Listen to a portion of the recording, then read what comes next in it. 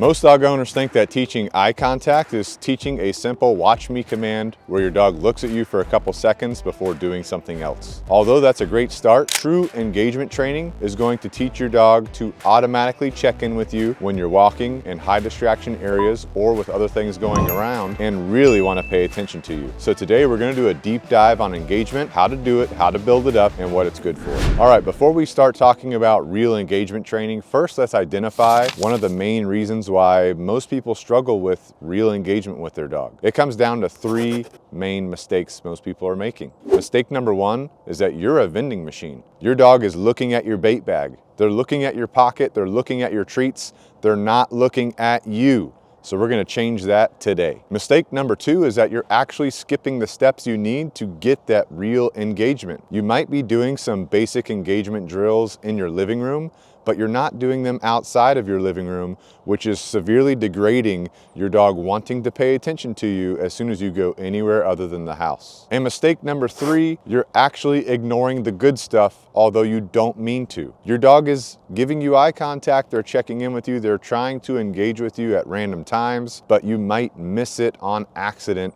And so today we're going to help you become more aware of when your dog is looking at you and when to properly reward that. One of the things that engagement does for you and your dog is that it teaches your dog you are the most relevant thing in the room to be paying attention to, whether you're actually in a room or whether you're just outside at a different location. So today, through our engagement deep dive process, we're going to teach you how to assess yourself and what you're currently doing with your dog and get you to where you need to be. All right, when we're starting our engagement training, I want to first tell you about the foundation of how to do this. Think of our engagement training like a pyramid. The base is our foundation, and our next level is going to sit on that foundation. Foundationally, what we want our dog to understand and learn is to want to pay attention to us. So how do we do that? Ideally, you could do this in a very familiar area with you and your dog. Now, some people live in houses, some people live out in rural places, other people live in apartments or townhomes. Some people live in the city. So depending on where you live specifically, I want you to think about where are you and your dog the most comfortable. Now, this might actually be inside of your house or inside of your apartment. It might be in your yard. It might be out in a common area of your apartment complex. I want you to start there. Go to the area that you and your dog are the most comfortable. Put your dog on a leash. Yes, on a leash, even if you're inside your home. This way your dog can't blow you off. They can only go to the extent of that leash. So you're going to put your dog on a leash, put some food rewards in a bait bag or in your pocket, and then go to your routine comfortable area. And all you're going to do is stand there at first. Now, when we're doing this, our dog is going to be looking around. They're going to be looking around at what they normally look at, whether that's just things out in the yard, things in the room. They might be sniffing. They haven't learned to want to pay attention to you, right? And when your dog decides to look at you, you can do one of two things. Number one, you can say good, reach into your bait bag or your pocket, take out a food reward, give your dog a food reward. Or two, you can say yes. When you say yes, now you need to move backward and allow your dog to move to you and come to your hand for a food reward. Now, real quick, what's the difference between the two? Good is what we call a duration marker, all right? Without going into too much detail, a marker is just a word you're going to use to pinpoint a moment in time to your dog so that they know in the future when they're right or wrong, depending on how you're using it. The word yes is going to be our terminal release marker, which means your dog, you've told them that they've done the right thing, but now they get to come to you for a reward. I don't want to go into too much detail on those right now.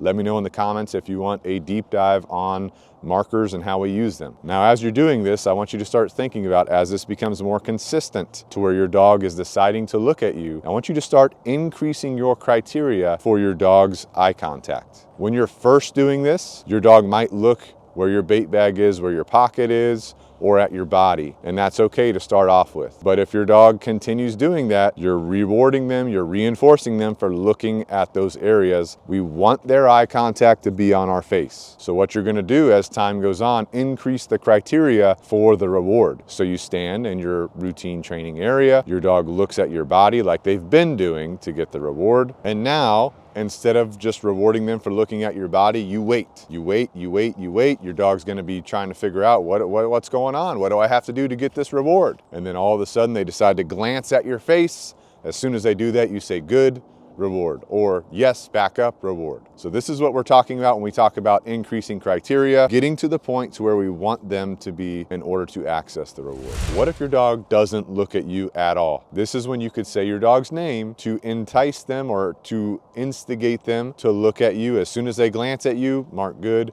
reward, and then wait for them to look at you the next time. So you can use their name at first if you need to, but only for 1 or 2 or just a few repetitions until they start to get the idea that looking at you is what brings them reward and things that are fun. Now, without getting too crazy into the science of dog training, there are gonna be people that say, your dog's just doing this for a piece of food. Your dog's just doing this for the reward. I want you to ignore them. Stay on track. Your dog might be interested in the reward for now, but as time goes on, we're gonna turn that into reward just from looking at you. And this is gonna happen through classical conditioning. So basically over time, as your dog looks at you, you say good and reward them. You won't need the reward all the time because looking at you is going to feel rewarding from your dog. So up to this point, what we've been doing with our dog, we have them out at our routine training area. They decide to look at us. We say good or yes, then we reward them. And that's basically what we've been doing. That's great. That's what we should be doing. But now it's time to start thinking about how can we increase our criteria to get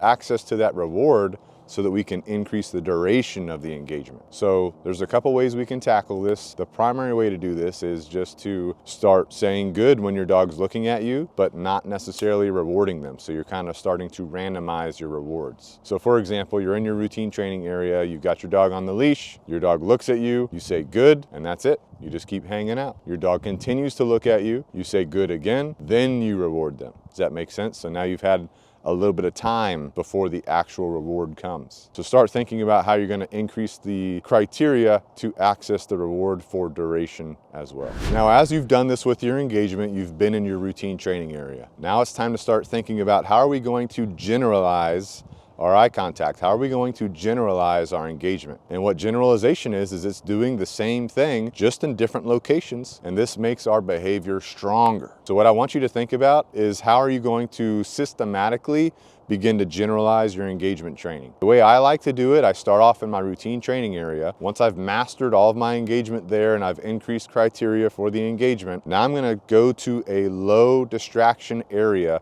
that's close to me. That could be a local park, it could be a local walking trail, it could be a different neighborhood that's right down the street. Think about something along these lines to where there's not too much going on around you. You could easily get there, easily go there. It's not gonna take you too much time, and you're very comfortable with your engagement style of training and able to do it there. Once you've mastered a low distraction area, now you're going to seek out a medium distraction area. Things I look at for medium distractions could be a walking trail that's a little bit busier. It could be a park that's a little bit busier than the low distraction park. It could be like a hardware store like a Home Depot or a Lowe's or something along those lines. Or it could be a local shopping center where I don't necessarily have to go inside the shopping center, but I can kind of train around the shopping center, maybe on a sidewalk or something like that. You're going to master your engagement training at the medium distraction area. Then you're going to push for that heavy distraction area. That heavy distraction area could be a local farmer's market. It could be a local festival. It's going to be generally a more busy area than you've experienced before. And typically by the time you've done your engagement training at the high distraction area, you're gonna see that your dog has it on lock. Now remember earlier in our discussion, we talked about how we're gonna slowly start reducing our rewards in our engagement training. Now's the time I want you to start thinking about that a little bit more. There's a lot of different ways we can reduce the rewards that we're using in our engagement training other than just kind of intervaling or randomizing our food rewards. I want you to think about a couple different things. First of all, use life with your dog as a reward. So before you go out the door to go outside, wait, your dog looks at you, say good, open the door, let them outside. Going outside is the reward in this case. Another situation is if your dog looks at you, you can say good and pet them. Petting them could be the reward in this case. If you're playing ball or tug with your dog, before you let them have the ball or the tug, just stand there, wait, let them look at you before you give them that toy. That's a reward as well. So start thinking about how you could utilize life as a reward as you continue with your engagement training long term. But also, in addition to that, I do want you to use food rewards randomly throughout your engagement training whenever you're doing it throughout your week. So now I've got Nash here, dog that just started training with us out at our routine training area, one of our training fields. So I'm just going to show you the basic concepts of engagement. So I've got my bait bag right here on my back. I've got a piece of food already in my hand, and I've got Nash on the leash, okay? So Nash is looking around, not really looking at me. So I'm going to give him a few minutes. I'm going to let him make the decision to look at me. When he does, I'm just going to say good and reward, or yes and reward. Remember, we have two options, but ideally we wait for him to make the decision to look at us. And all I'm going to do as he's walking around, good. I've got him on my leash right here. So now I'm just going to take a couple steps now that I've rewarded him. Good. He's staying with me. He's giving me good eye contact. Good. I'm going to move again. The reason why I like moving between repetitions is because it's kind of like a reset, right? I'm kind of changing up the location. This is going to help me with our generalization as we progress our engagement, right? So now he's looking around. When he's looking around, all I'm going to do is I'm just going to turn so I can still observe him.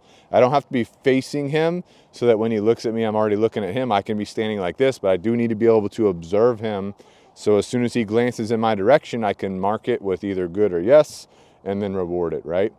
But let's say I've been doing this for a few minutes and he won't look at me, right? He's already looked at me a little bit, but it's not relevant enough for him to want to be paying more attention to me than things going on around me. So with that being said, let's say I want to use his name a couple times to help instigate the process. All we would do is say his name, Nash. Yes. I say his name. As soon as he looks at me, I mark it and then I reward it, right? Notice he's looking away again. Give him a chance here to look at me on his own. If he doesn't, I could say his name, Nash. Yes. Good. Now remember how we talked about engagement games during earlier in the video? What I did right there was a part of engagement games to where he's coming to get the food from me. I take the food a different direction before I give it to him, right? That is one of our engagement games, okay? So just know when I'm changing direction, I'm not just moving backward. He comes to get the food, I pull it away from in front of his face and I go a different direction. That's one of those engagement games we were talking about, right? Yes. Perfect. Good. So again, this is the first session I've ever done with Nash for engagement training. This is what one of your first sessions might look like. And what you would want to do, keep your sessions short, keep them fun, end on a good note, and do this repetitiously, consistently for a couple days, and you'll start to notice a dramatic increase in his desire to want to look at you. Good. Notice he is wanting to look at me pretty good. However, he is still looking around a little bit at the environment around me. Yes. So over time, over a couple days, couple sessions, being consistent, you'll see him starting to look at you more than things going on around you. That's when you know you're ready to start progressing and increasing criteria for the reward. All right, so now we've got Molly out here. She's an Australian Shepherd puppy. So one thing with the small dog, and we haven't mentioned it yet, is make sure when you're doing your rewards, you do it at about your dog's shoulder level. So for a smaller dog, you'll have to get down to their shoulder level. Now, this is my first time working with Molly. She's here for training. She's working with our trainer, Chris, but this is my first session with her. So again, we're following the engagement fundamentals, right? Whenever she gives me eye contact. Now notice she is wanting to be up on me. She's sitting on my feet, all that kind of stuff. So all I do if she does that is I just step away, right? But she looks at me, I say good or yes, I reward, then I take a couple steps one way or the other, right? If she's itching, we just let her itch. So we'll give her a second here, right here. Good. Reward at shoulder level. Take a couple steps. Good.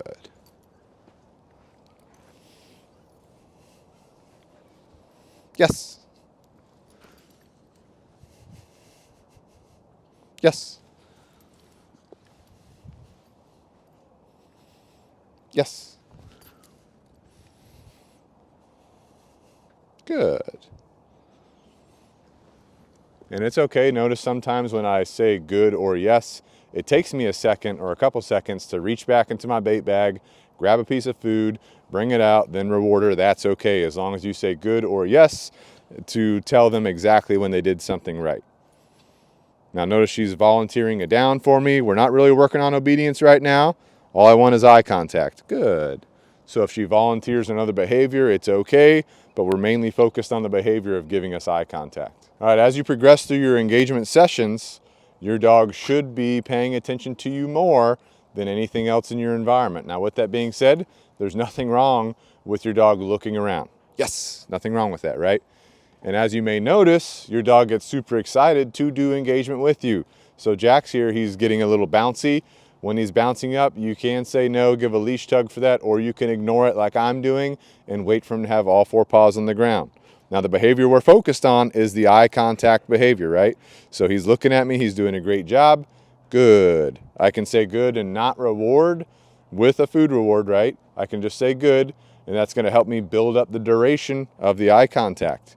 Now I can still move around, and when I'm moving around, I'm still looking for overall eye contact on me. Yes, right? And so then you could say yes, right? Reward, move around again. He's looking at me as I'm walking. Good, right? If he's looking at me.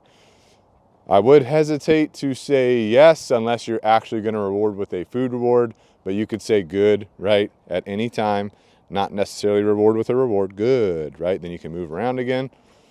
Now notice I'm just kind of hanging out. He is, for the most part, staying close to me, giving me good eye contact. Good. And that's why this is a great foundation for anything training related, right? Yes. So he's looking at me. He's got all 4 paws on the ground. So I'm going to say yes and reward, right? So at this point, once you've achieved this level of engagement in your routine training area, now you're ready to proceed with the generalization progression that we talked about earlier. Remember, training isn't magic. It's about consistency, and that applies to your engagement training as well. But I can guarantee you this, if you can stay focused and accomplish your engagement training, you will see incredible results in everything you're trying to do with your dog. If you want to work with our team, just go to the link in the description below.